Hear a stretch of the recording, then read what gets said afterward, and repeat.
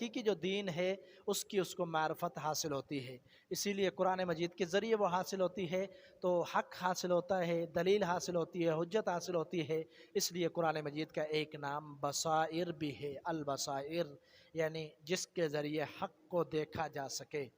تو یہ 17 ناموں کا ہم نے تذکرہ کیا ہے، مزید جو نام ہے وہ انشاءاللہ بیان ہوں گے۔ بسم اللہ والصلاة والسلام علی رسول اللہ، اما بعد، فاعوذ باللہ من الشیطان الرجیم، بسم اللہ الرحمن الرحیم۔ عزیز سامعین، بدیع تفاسیر جو سندھی میں سید ابو محمد بدیع الدین شاہ راشدی رحمہ اللہ کی تفسیر ہے، اس کا اردو ترجمہ مفہوم ہم خلاصہ آپ کے سامنے بیان کر رہے ہیں۔ تو اس وقت اللہ تعالیٰ کی توفیق سے ہم نے مقدمہ جو شروع کیا تھا اس کا دوسرا باب چل رہا ہے، اور فصل پہلی ہے۔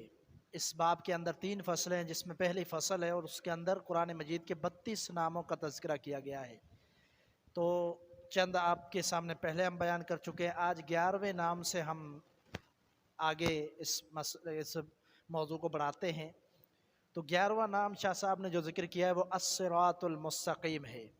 قرآن مجید کی آیت ہے سورۃ انعام کی، وَأَنَّ هَذَا صِرَاطِي مُسْتَقِيمًا، کہ اللہ تعالیٰ نے فرمایا بے شک یہی میرا سیدھا راستہ ہے۔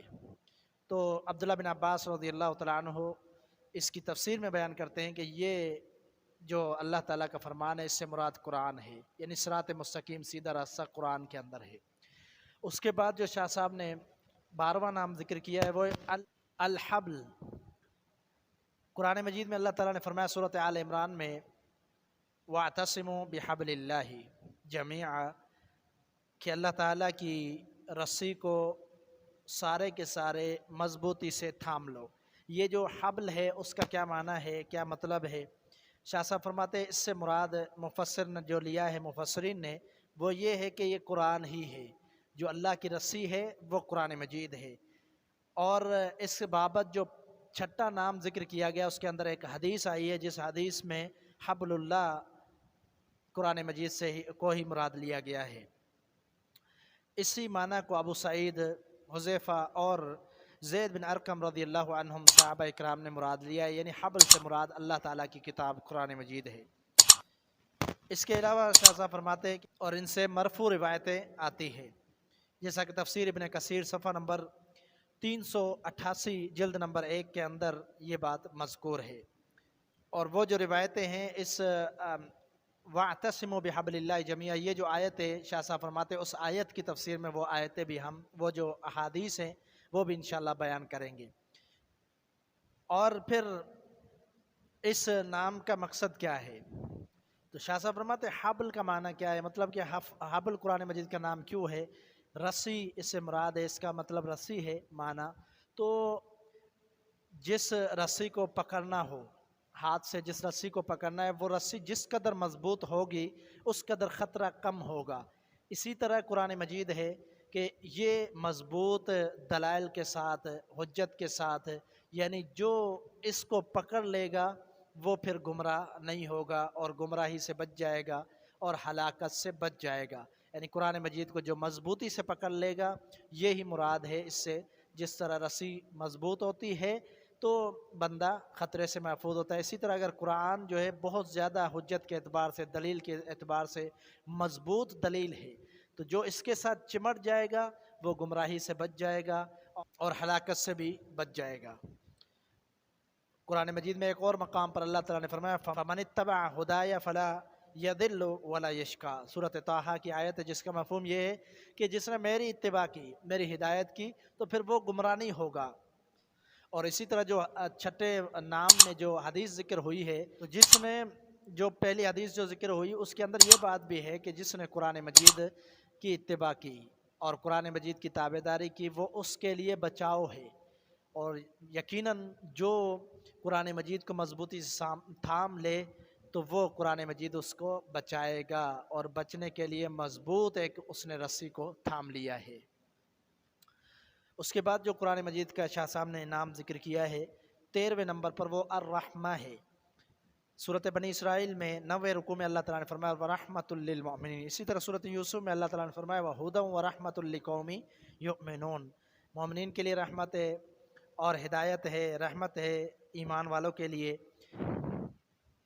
तो शाह साहब तबसरा फरमाते हैं कि इससे बढ़कर कौन सी चीज़ रहमत हो सकती है कि जिस को थामने की वजह से, जिस पर अमल करने की वजह से, जिसको मजबूती से पकड़ने की वजह से ये इंसान को अंधेरों से रोशनी की तरफ ले आए, गुमराही से हिदायत की तरफ ले आए, जहालत से इल्म की तरफ ले आए, और इसी तरह जो इस पर मजबूती से अमल करता रहे, अमल पैरा हो इस पर, इसकी ताबेदारी करे, तो उसकी दुनिया और आखिरत की भलाइयाँ नसीब हो और आखिरत में भी अल्लाह के अजाब से महफूज रहे।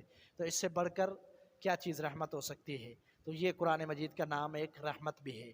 इसी तरह कुरान मजीद का नाम 14वें नंबर पर अर्रूह है। जैसा कि अल्लाह ताला ने फरमाया वकज़ालिका औहैना इलैका रूहम मिन अमरिना, ये सूरत शूरा की रुकू नंबर 5 की आयत है। और इसी तरह युनज़्ज़िलुल्लाहुल मलाइकत बिर्रूहि मिन अमरिही, ये सूरत नहल की आयत है रुकू नंबर 1 के अंदर। रूह ज़िंदगी को क्या कहा जाता है? हयाती को कहा जाता है, ज़िंदगी को रूह कहा जाता है।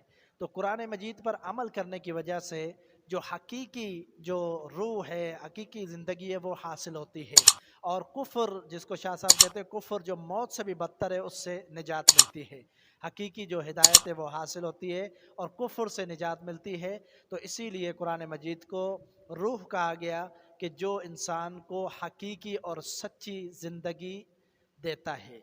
और फिर एक आयत के अंदर तज़किरा है, सूरत अनआम के अंदर रुकू नंबर 15 की आयत है, अव मन कान मैतन फ़अहयैनाहु वजअलना लहू नूरन यमशी बिही फिन्नासी कमन मसलुहु फ़िज़्ज़ुलुमाति लैसा बिखारिजिम मिन्हा कज़ालिक ज़ुय्यिना लिलकाफ़िरीन मा कानू यअमलून।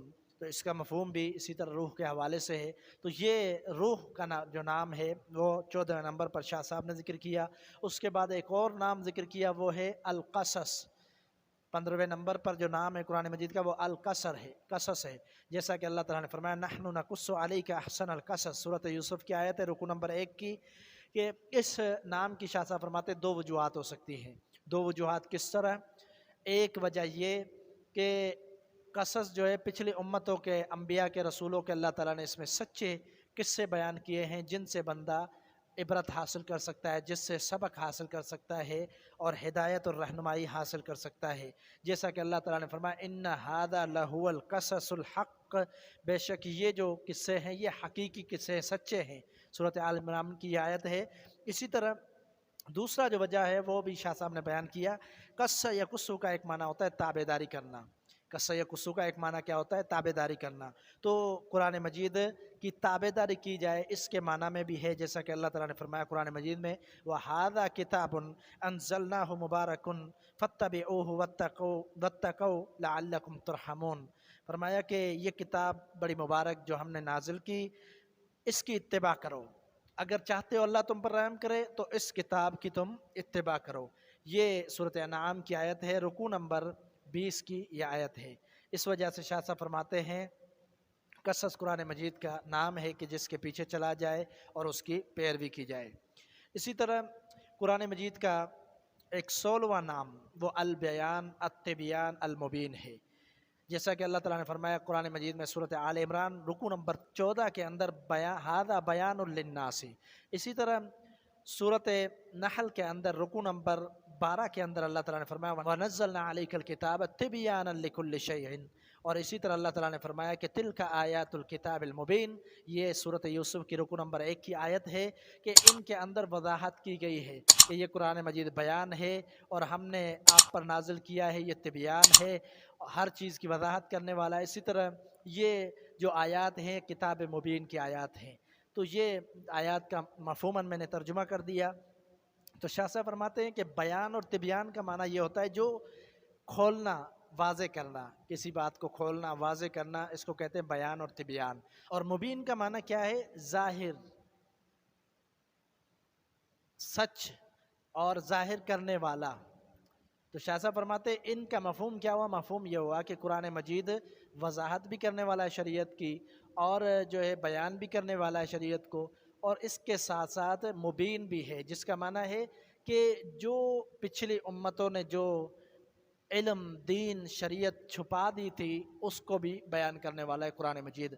قرآن مجید میں آیت ہے، اللہ تعالیٰ کا فرمان ہے، یا اہل الکتاب قد جاءکم رسولنا یبین لکم کثیرا مما کنتم تخفون من الکتاب۔ سورۃ مائدہ کی آیت ہے، رکوع نمبر 3 ہے کہ تمہارے پاس ایسا رسول آ چکا ہے جو واضح کرتا ہے تمہارے لیے بہت ساری ایسی چیزیں مما کنتم تخفون جو تم نے کتاب سے چھپا لی۔ یعنی یہود و نصارہ کا یہ طریقہ رہا ہے کہ انہوں نے دین کے احکام کو چھپا دیا۔ اللہ نے فرمایا اس قرآن میں ہم نے وہ بھی بیان کر دیا کہ کیا کیا تم لوگوں نے دین چھپایا ہے۔ تو شاہ صاحب فرماتے ہیں اسی طرح اس کو بھی بیان کرنے والا ہے، مسائل کو وضاحت اور احکام کو بھی بیان کرنے والا ہے قرآن مجید، اس لیے اس کا نام البیان التبیان المبین ہے۔ اس کے بعد آج کے درس کا جو آخری نام ہم بیان کر رہے ہیں وہ 17واں نام ہے، وہ ہے البصائر۔ قرآن مجید میں اللہ تعالیٰ نے فرمایا ھذا بصائر من ربکم، سورۃ اعراف کی آیت رکوع نمبر 24، یہ دلیل ہے تمہارے رب کی طرف سے۔ بصائر کا معنی بصیرہ سے ہے، بصائر جس کا معنی ہے کہ حق کو دیکھنا، جس کے ذریعے حق کو دیکھا جا سکے اس کو کہتے ہیں بصائر، یعنی دلائل، ایسے دلائل کہ جن کے ذریعے آپ حق تک پہنچ سکتے ہیں، حق کو دیکھ سکتے ہیں، اس کو بصائر کہتے ہیں۔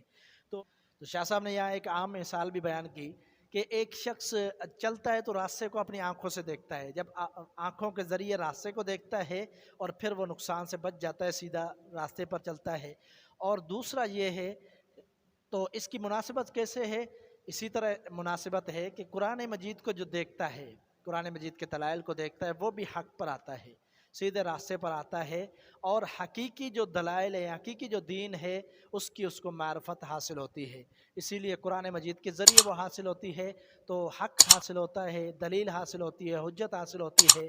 اس لیے قرآن مجید کا ایک نام بصائر بھی ہے، البصائر، یعنی جس کے ذریعے حق کو دیکھا جا سکے۔ تو یہ 17 ناموں کا ہم نے تذکرہ کیا ہے، مزید جو نام ہے وہ انشاءاللہ بیان ہوں گے۔ اللہ تعالی حق سچ سمجھنے کی توفیق عطا فرمائے۔ وآخر دعوایا ان الحمد للہ رب العالمین۔